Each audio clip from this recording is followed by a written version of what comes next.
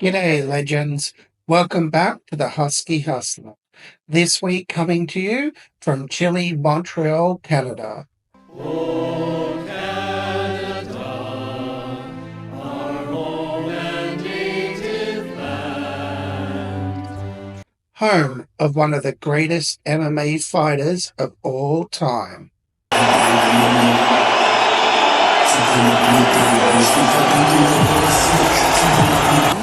their minds, like right now, and George steps into the arena.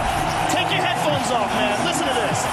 I'm here with my co-host and four-legged fight analyst, and we're ready to sink our teeth into this weekend's UFC card. Let's break it down. Comes too fast, fading away. In the Bantamweight division, we have Katona versus Bekzat Almakhan.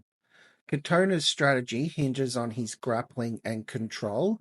He aims to close the distance, clinch, and take the fight to the ground, where he can utilize his wrestling and secure top position and control.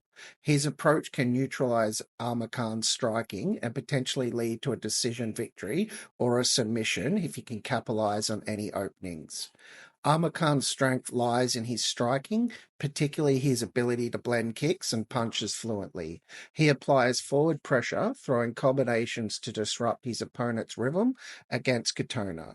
Almakhan will look to close the distance, avoid the clinch, and land significant strikes to secure a knockout or win on points. Giving the contrasting styles, Almakhan's striking prowess ability to control the pace make him the favourite. However, Katona's grappling could pose challenges if he closes the distance and imposes his game. This fight will be expected to be competitive, with Almakhan having a slight edge due to his striking and pressure. Give me Bekzat Almakhan by decision. And for those of you hassling me from my pronunciations, all I have to say to you is this. Well, I have a microphone, and you don't. So you will listen to every damn word I have to say!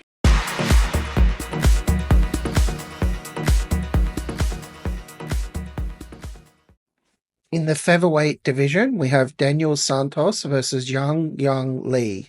Santos is known for his reckless striking, often overwhelming opponents with high-pressure attacks. He has the ability to secure a knockout, as seen in previous victories. His training at Shootbox emphasizes forward movement and striking, which could be advanced against Lee's style. For Lee to win, his ability to capitalize on opponents' mistakes and deliver precise counter strikes is his key strength. Improved defense techniques can help him withstand Santos' aggressive onslaught. Adjusting his strategy mid-fight could be critical in overcoming Santos' pressure. While both fighters have their strengths, Santos' aggressive style and knockout potential give him an edge. However, Lee's counter-striking and adaptability could turn the tide in his favor, considering Santos' recent inactivity and short notice for the fight. Lee might capitalize on these factors. Give me Lee by decision.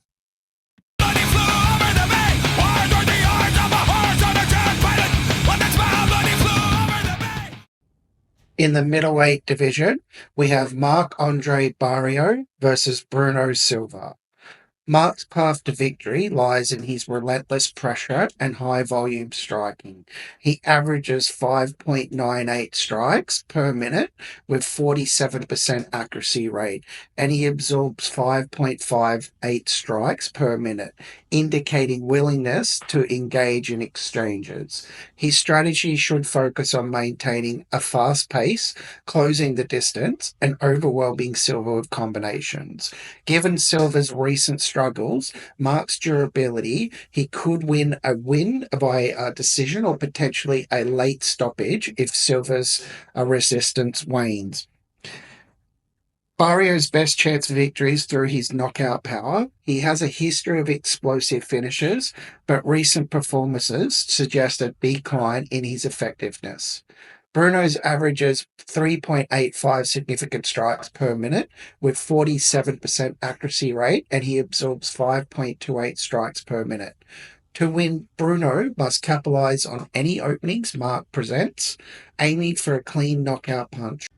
Unless Bruno lands a decisive strike early, Marc should be able to control the pace and secure a victory either by decision or late stoppage. Give me Marc by decision.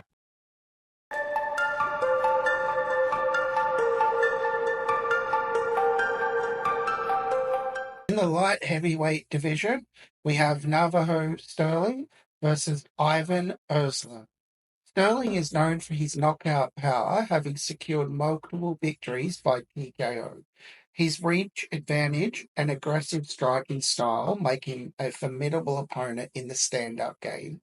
To win, Stirling will likely aim to close the distance quickly and deliver powerful strikes to overwhelm Erslan. For Erslan to win, he'll need to bring a well-rounded skill set with strong background in both striking and grappling. He has the ability to control the pace of the fight and to win by either outstriking his opponents or securing a submission. Considering Sterling's knockout power and Erslan's recent challenges in maintaining momentum, I predict Stirling will secure a victory, probably by knockout. Give me Stirling by knockout.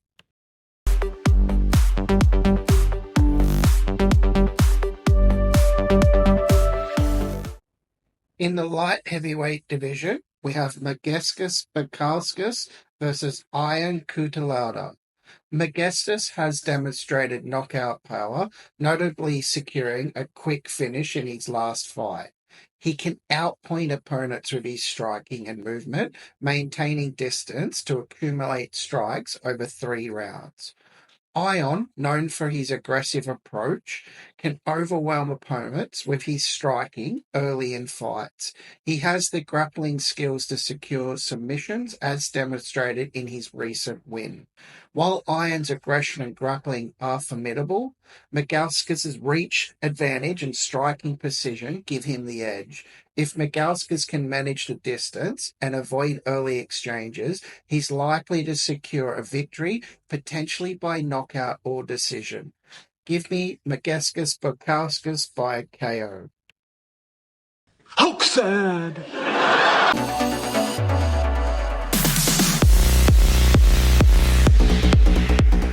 Women's flyweight division, we have Jessica Andrade versus Jasmine Jasudavicius. Jessica, former UFC strawweight champion, is known for her aggressive striking and powerful clinch game. She's got a tendency to pressure her opponents, landing significant strikes and controlling the pace of the fight. Jessica's experience in high-pressure situations and her ability to adapt during fights makes her a formidable opponent. Jasmine is on a 4-fight winning streak, showcasing her resilience and determination in the octagon. She's demonstrated the ability to adapt to various fighting styles, making her a versatile competitor. Jasmine's recent performances indicate her readiness to step up to the top-tier opponents like Andrade. Considering the experience and aggressive fighting style of Jessica, she's likely to control the tempo of the fight, pressuring Jasmine and landing significant strikes. However, Jasmine's adaptability and recent momentum could pose challenges for Jessica. Jessica has a real chance of securing the submission, but give me Jasmine by decision. So many faces come and go. The featherweight division, we have Malott versus Charlie Radtke. Malott wins this fight by smartly mixing in his striking with takedown entries. If he can crowd Radtke, pressure him against the fence, and drag him into grappling exchanges, Malott's superior ground game becomes a major weapon. Once it hits the mat, Malott can dominate it positionally and hunt for a submission, particularly chokes and transition. He could also hurt Radtke standing if he catches him clean during an exchange. Radtke's best chance is to keep the fight standing, using footwork to circle and out-pressure, landing clean counters as Malott closes in. His power shots, especially his hook, could be fight-ending if timed correctly. A disciplined striking performance over 3 rounds could also win him a decision. Malott's grappling is likely to be the biggest difference here. If he fights smart, avoids brawling, and forces the grappling early, he'll break Radtke down. I have Malott winning by round 2 submission.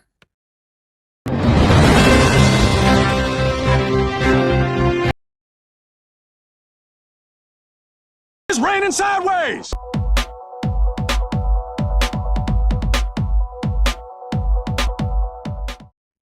Kicking off the main card in the lightweight division, we have Benoit Saint-Denis versus Kyle Prepolek.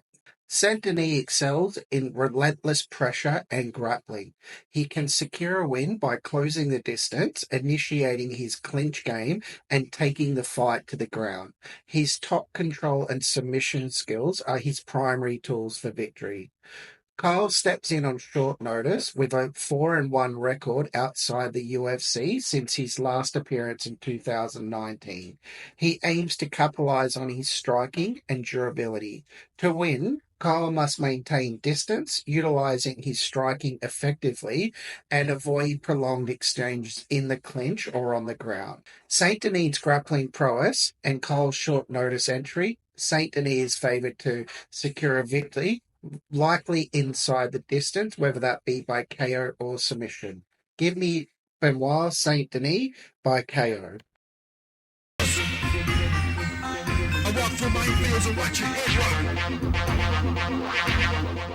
In the women's featherweight division, we have Alexa Grasso versus Natalia Silva.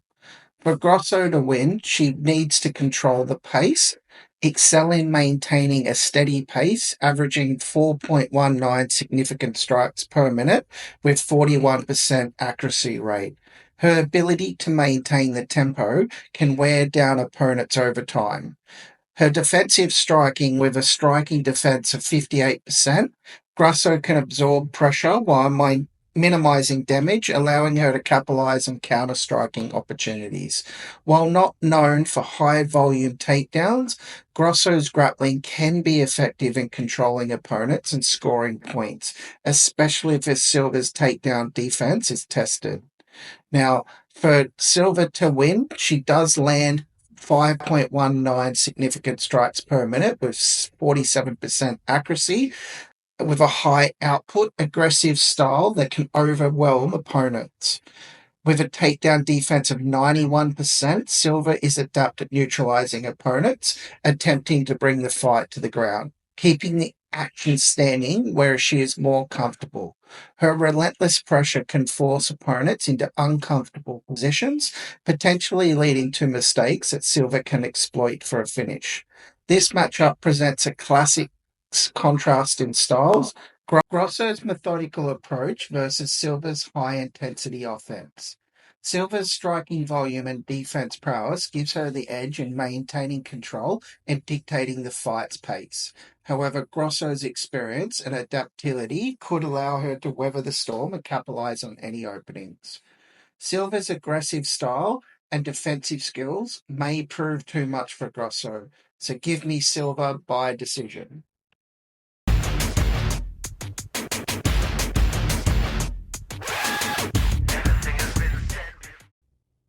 In the bantamweight division, we have Jose Aldo versus Almakhan Zahabi.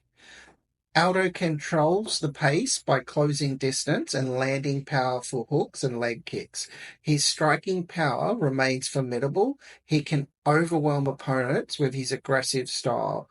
With a takedown defense rating of 98%, Aldo can prevent Zahabi from implementing his grappling game, forcing the fight to stay standing where Aldo has the advantage. Zahabi's striking output is higher, averaging 14.87 strikes per minute with 73% accuracy. He can outpoint Aldo over 3 rounds by maintaining distance and landing clean strikes. Zahabi boasts a 99% total strikes defense, allowing him to avoid significant damage while scoring points. While Zahabi's volume and defense skills make him a tough opponent, Aldo's experience and power are significant factors. If Aldo can close the distance and land his strikes effectively, he has the potential to secure a knockout or a decision. However, if Zahabi maintains distance and controls the pace, he could outpoint Aldo over 3 rounds. Give me Zahabi by decision.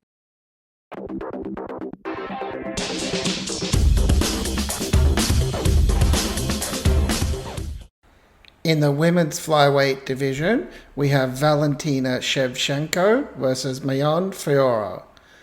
Valentina excels in precision striking, particularly with her counters and clinch work.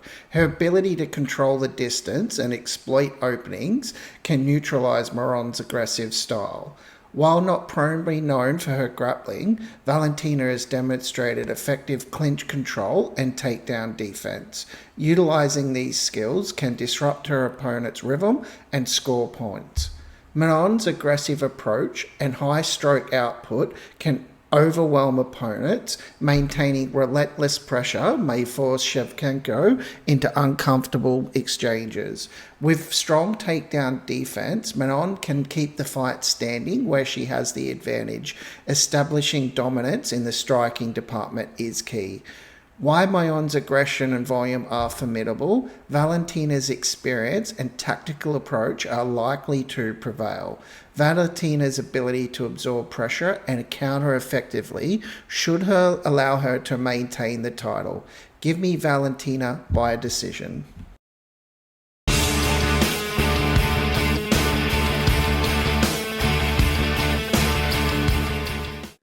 And in the main event of the featherweight division, we have Belal Muhammad versus Jack Maddalena. Muhammad's strategy revolves around his grappling and pressure, utilizing his wrestling and clinch game to tire Jack, preventing him from setting up his striking, maintaining a high pace throughout the fight, securing rounds through control and activity, leading to a decision. Jack's strategy lies in his striking and finishing ability, landing clean, powerful strikes to damage Muhammad and potentially secure a knockout, successfully defending takedowns and maintaining distance to keep the fight standing, capitalizing on any openings to deliver a decisive knockout. While Jack's striking is formidable, Muhammad's grappling and pressure are likely to be the deciding factors. Muhammad's ability to control the pace and position may neutralize Jack's striking advantages. Therefore, a victory for Muhammad by decision is the probable outcome.